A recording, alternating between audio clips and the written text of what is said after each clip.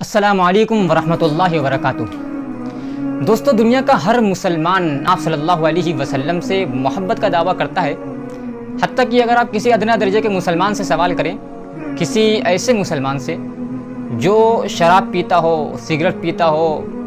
گالیاں بکتا ہو، سڑکوں پر عیاشی کرتا ہو، حتیٰ کہ ایک وقت کی نماز تک نہ پڑھتا ہو، لیکن اگر آپ اس سے بھی یہ سوال کریں گے کہ کیا تمہیں اپنے نبی سے محبت ہے،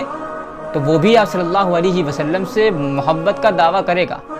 اور اپنی زبان سے یہ کہنے کی جرات نہیں کرے گا کہ مجھے اپنے نبی سے محبت نہیں ہے۔ لیکن سوال یہ ہے کہ کیا محبت محض دعوے سے ثابت ہو جاتی ہے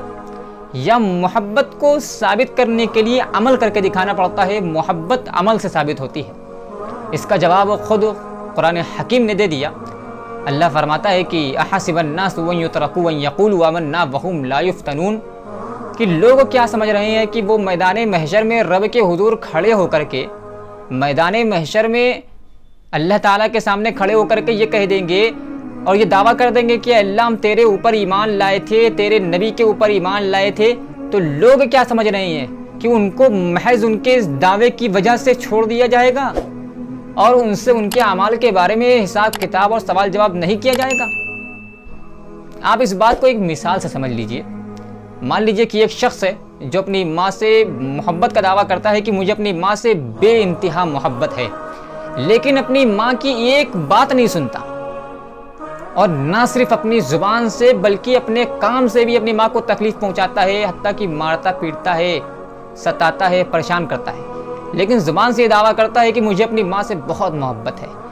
تو کیا آپ اس کے دعوے کو تسلیم کر کے یہ کہیں گے کہ واقعی سے اپنی ماں سے محبت ہے کیونکہ یہ دعویٰ کر رہا ہے، یا یہ کہیں گے کہ نہیں، یہ جھوٹا ہے اپنے دعوے میں؟ اگر واقعی سے اپنی ماں سے محبت ہوتی تو اپنی ماں کا خیال رکھتا، اس کی حفاظت کرتا، اس کی بات مانتا، تو ہم کہیں گے کہ نہیں، یہ جھوٹ بول رہا ہے اپنے دعوے میں، یہ جھوٹا ہے اپنے دعوے میں۔ لہذا اگر ہم بھی دوستو نبی صلی اللہ علیہ وسلم سے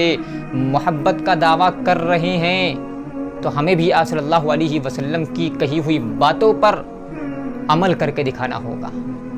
اگر ہم نبی سے محض محبت کا دعویٰ کر رہے ہیں اور آپ صلی اللہ علیہ وسلم کی کہی ہوئی باتوں پر، آپ کے احکام پر عمل نہیں کر رہے ہیں تو ہماری محبت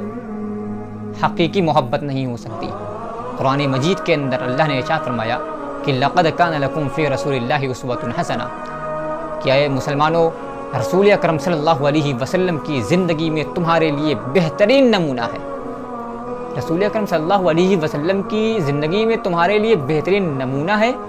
کیا مطلب اس جملے کا؟ کیا مطلب ہے اس سینٹنس کا؟ مطلب یہ ہے کہ رسول اکرم صلی اللہ علیہ وسلم نے اپنی زندگی میں جو بھی باتیں کہی ہیں اور اپنی زندگی میں جو بھی کام کر کے دکھائے ہیں، ہمیں نبی صلی اللہ علیہ وسلم کی ان تمام باتوں پر عمل کرنا ہوگا۔ اور آپ صلی اللہ علیہ وسلم نے اپنی زندگی میں جو بھی سنتیں انجام دی ہیں، چاہے وہ چھوٹی سے چھوٹی سنت ہو، چاہے وہ بڑی سے بڑی سنت ہو، ہمیں نبی صلی اللہ علیہ وسلم کی تمام سنتوں پر بلا تفریق عمل کرنا ہوگا۔ اگر ہم نماز پڑھ رہے ہیں، روزہ رکھ رہے ہیں، زکوٰۃ دے رہے ہیں، حج کر رہے ہیں، تو یہ تو فرائض اور واجبات ہیں، ان کو تو ہر حال میں ادا کرنا ہی کرنا ہے۔ لیکن ہم بات کر رہے ہیں نبی اکرم صلی اللہ علیہ وسلم سے محبت کے اعلیٰ معیار کا، کہ نبی اکرم صلی اللہ علیہ وسلم سے محبت کا اعلیٰ معیار یہ ہے کہ نبی اکرم صلی اللہ علیہ وسلم کی تمام سنتوں پر عمل کیا جائے، چاہے وہ چھوٹی سے چھوٹی سنت ہو، چاہے وہ بڑی سے بڑی سنت ہو۔ لیکن صورتحال اس قدر افسوسناک ہے کہ زیادہ تر مسلمانوں کو تو نبی اکرم صلی اللہ علیہ وسلم کی سنتوں کے بارے میں علم ہی نہیں ہے۔ کیا صلی اللہ علیہ وسلم کی سنتیں کیا کیا ہیں؟ آپ صلی اللہ علیہ وسلم کھانا کس طرح سے کھاتے تھے، پانی کس طرح سے پیتے تھے، لوگوں سے گفتگو کس طرح کرتے تھے، آپ لوگوں سے ملتے اور ملاقات کیسے کرتے تھے، علم ہی نہیں ہے ان سب سنتوں کا۔ تو جب میرے دوستوں اس بات کا علم ہی نہیں ہے مسلمانوں کو، تو پھر عمل کرنا تو بہت دور کی بات ہے۔ لہٰذا اسی لیے میرا یہ ارادہ بنا کہ ہم ایک نئی اور مستقل سیریز کے ذریعے سے نبی اکرم صلی اللہ علیہ وسلم کی انہی چھوٹی چھوٹی سنتوں پر اور بھلا دی گئی سنتوں پر، بالفاظ دیگر فارگٹن سناس پر ایک مستقل اور نئی سیریز کے ذریعے سے آپ سے گفتگو کر سکیں، ہم کلام ہو سکیں، تو جلد ہی ہم انشاءاللہ آپ سے ملیں گے ایک مستقل اور نئی سیریز کے ساتھ۔ تب تک کے لیے بارک اللہ فیکم، فی امان اللہ، والسلام علیکم ورحمۃ اللہ وبرکاتہ۔